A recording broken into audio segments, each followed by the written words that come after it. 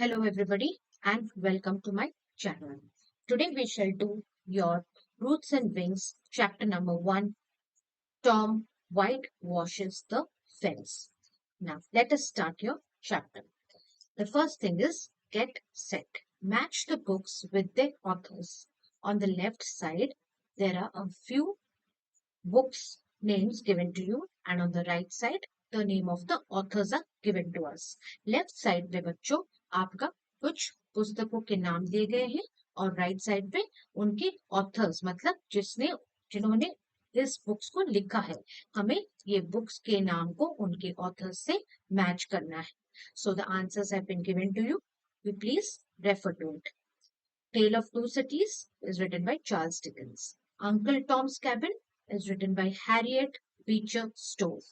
Pride and Prejudice is written by Jane Austen. Silas Marner is written by George Eliot.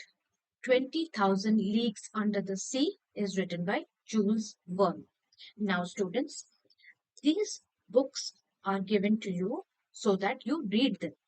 There is a very good learning from all these books. So, if possible, अगर आपको chance मिले तो ये books जरूर पढ़िए क्योंकि ये classics में आते हैं.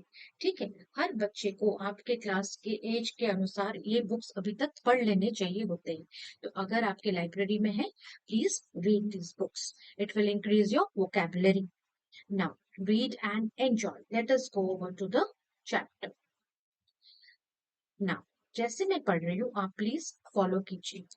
It was a warm, bright Saturday. The sun was shining overhead. Tom and his cousin Sid were having a holiday. It was a day to enjoy, a day to have fun. Tom could hear the birds chirping in the trees. He was in a very cheerful mood. He was planning to go swimming with his friends. He thought of the cool water longingly.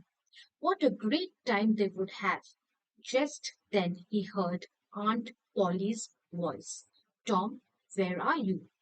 Now, अभी हमने ये para पढ़ा. आपने देखा कि मैंने कहाँ कहाँ पर थोड़ा थोड़ा पॉज किया. जहां पर भी कॉमास है, जैसे फर्स्ट लाइन में इट वॉज अ वॉर्म के बाद कॉमा है तो थोड़ा हम पॉज करेंगे. It was a warm bright Saturday. अब प्रोनाउंसिएशन पे ध्यान देंगे. मैं जैसे प्रोनाउंस कर रही हूँ वो ठीक प्रोनाउंसिएशन आप वैसे ही प्रोनाउंस करेंगे. ठीक है, उसके साथ साथ ये चैप्टर जैसे मैं पढ़ाऊंगी आपको पहले मैं सारे वर्ड मीनिंग्स के साथ समझाऊंगी. सो it was a warm bright Sunday. Now what is the meaning of warm? Warm means a comfortably high temperature. जो टेम्परेचर अधिक होने के बाद भी हम थोड़ा बहुत उसमें कंफर्टेबल होते हैं. So it was a warm bright Saturday. It was a warm bright Saturday. कौन सा दिन था? सैटरडे का दिन था. And how was the day? It was warm and bright. The sun was shining overhead. The sun was shining overhead. Overhead मतलब in the sky. तुम्हारे सर के ऊपर in the sky the sun was shining overhead. Tom and his cousin Sid were having holiday. So in this story, we are talking about a boy called Tom, and we will discuss what events are occurring with Tom. Tom के साथ क्या क्या हो रहा है इस chapter में हम पढ़ेंगे. तो टॉम के साथ उसका एक कजन भी है जिसका नाम है सिड और वो दोनों छुट्टी मना रहे थे. Tom and his cousin Sid were having a holiday. It was a day to enjoy, a day to have fun. Tom could hear the birds chirping in the trees. Now, what is the meaning of the word chirping? Birds make a very short, sharp, pitched sound, which is known as chirping. चिड़ियों का चहकना उसको हम chirping बोलते हैं. He was in a very cheerful mood. Who was in a very cheerful mood? Tom was in a very cheerful mood. Cheerful मतलब बहुत happy होना. ठीक है. He was planning to go swimming with his friends. Why was he very happy? Because he had plans of going swimming with his friends. He thought of the cool water longingly. Longingly मतलब एक strong desire होना. ठीक है, तो वो ये तो warm bright Saturday है मतलब बहुत गर्मी है. तो अगर वो पानी में तैरने जाएगा तो उसको बहुत अच्छा लगेगा, इसीलिए उसके बारे में वो बहुत लॉन्गिंगली सोच रहा था। ठीक है, what is the meaning of longingly? To have a strong desire for something which is unattainable. Now, what a great time they would have. Who would have? Tom and his friends. Just then he heard Aunt Polly's voice. तभी उसने अपने aunt poly, जिनका नाम है, उनका आवाज सुना। Tom, where are you? Question mark. Coming, Aunt Polly, he called and rushed to his aunt's room. Now, who rushed to Aunt Polly's room? Tom rushed. Why? Because she called him. Tom, where are you? I want you to whitewash the fence today, Aunt Polly said. Aunt Polly ने Tom को अपने room में बुला के क्या बोला कि Tom, I want you to whitewash the fence today. What is the meaning of fence?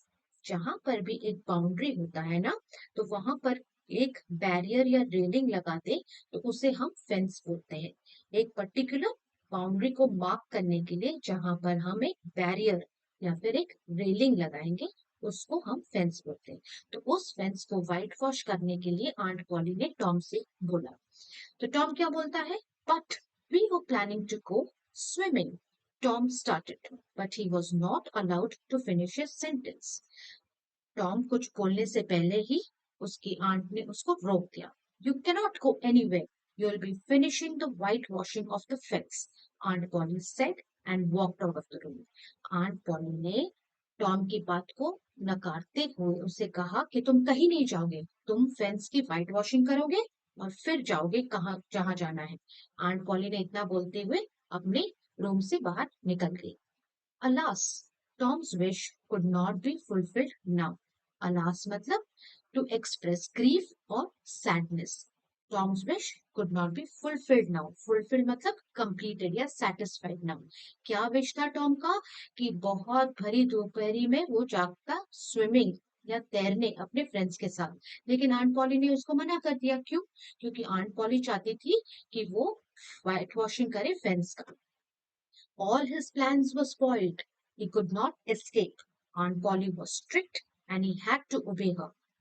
Now, strict means rules concerning behavior have to be followed and observed. That is the meaning of strict. मतलब अगर कुछ rule set है behaviour को लेके तो वो follow करने ही है। तो आंट पॉली जो थी वो इस मामले में बहुत ही स्ट्रिक्ट थी एंड टॉम को उन्हें ओबे करना ही था। Now, he will have finished the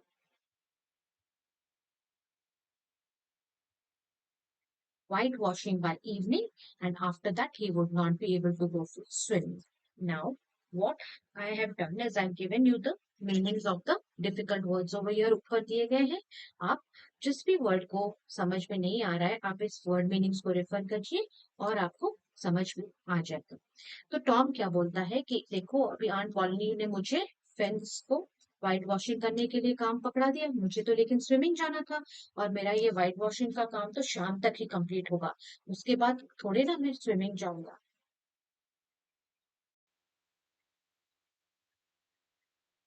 So he came out of the house sadly with a long brush in one hand and a bucket full of whitewash in the other. He looked at the fence in dismay. Now, what is the meaning of dismay?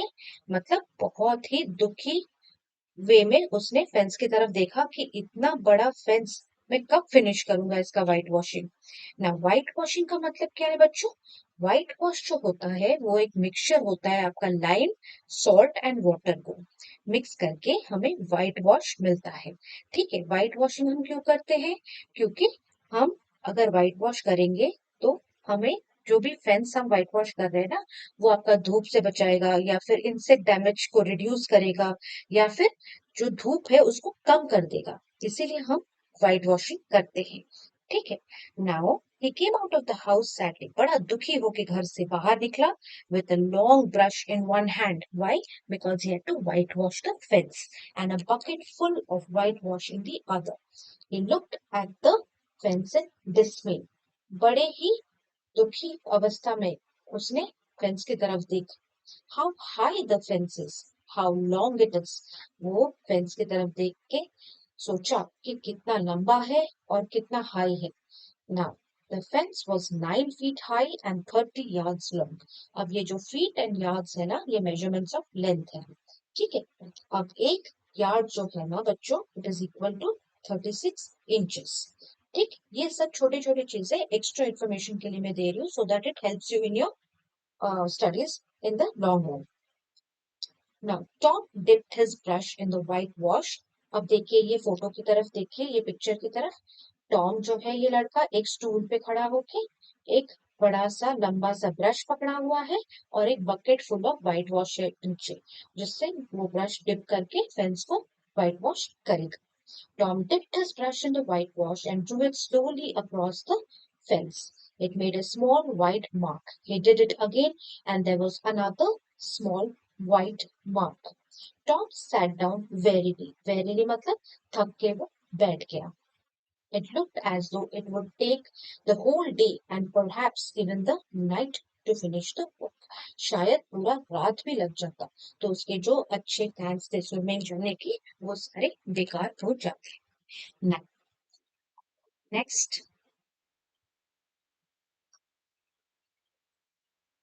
suddenly he saw Jim, the boy who helped his aunt with the tougher jobs.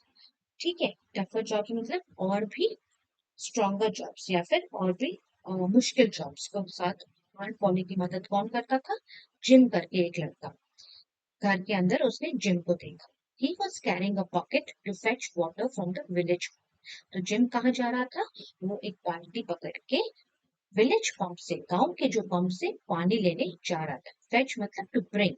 Gym, let me fetch the water while you whitewash the fence. I'll give you a marble if you let me do it, Tom said. अब Tom ने क्या बोला gym से कि gym, मैं चाहता हूँ village pump से पानी लाने, तुम व्हाइट वॉश करो, उसके बदले मैं तुम्हें एक मार्बल दूंगा. मार्बल मतलब एक कोटियां होती है ना, small ball of coloured glass or similar material which is used as a toy, जिससे हम खेलते हैं. सो टॉम ने जिम से कहा कि तुम व्हाइट वॉश कर लो fence and I will go and fetch the water from the village pump. Before Jim could reply, he was spotted by Aunt Polly. Spotted मतलब noticed. Aunt Polly ने gym को जवाब देना ही नहीं दिया और बोला, जैसे ही देखी जिम भाग गया. Before Jim could reply, he was spotted by Aunt Polly and he went on his way. तो ये प्लान टॉम का फेल हो गया कि वो व्हाइट वॉशिंग से बच जाता, लेकिन आंट पॉली ने जिम को देख लिया और जिम भाग गया. So Tom picked up the brush and started working hard, but he couldn't do it for long. He felt tired and bored क्योंकि व्हाइट वॉशिंग का जो काम है भरी दोपहरी में करना बहुत ही मुश्किल था. So वो बहुत जल्दी थक गया और बोर भी हो गया. Now, after some time, he saw his friend Ben Rogers coming along the street. किसको देखा उसने? उसने अपने फ्रेंड बेन रॉजर्स को देखा. A brilliant idea came to his mind. किसके दिमाग में brilliant idea आया? टॉम के मन में. किसको देख के आया? उसके फ्रेंड बेन रॉजर्स को देख के आया. Along the street, तक वो लेंथ ऑफ द रोड में चलते हुए आ रहा है. On Ben Rogers. Tom was very clever at getting what he wanted. Tom जो है बहुत ही शातिर दिमाग का था. ठीक है, और उसे जो चाहता था वो कैसे भी हो पा लेता था. Tom was very clever eight getting what he wanted. He pretended, तब उसने एक्टिंग किया, एज्यूम किया, नॉट टू सी बेन. जैसे ही बेन आ रहा था टॉम ने क्या किया, उसे ना देखने की एक्टिंग की.